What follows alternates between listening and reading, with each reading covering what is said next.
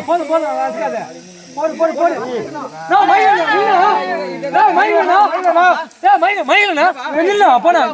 கூட கட் பண்றப்பா இல்ல அதெல்லாம் பண்ண மாட்டாங்க இல்ல நான் பண்ண மாட்டாங்க இல்ல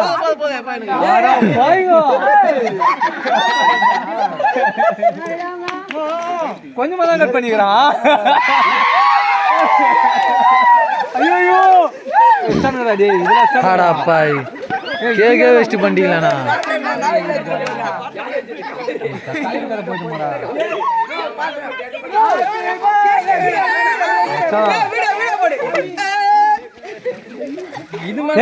இது மேல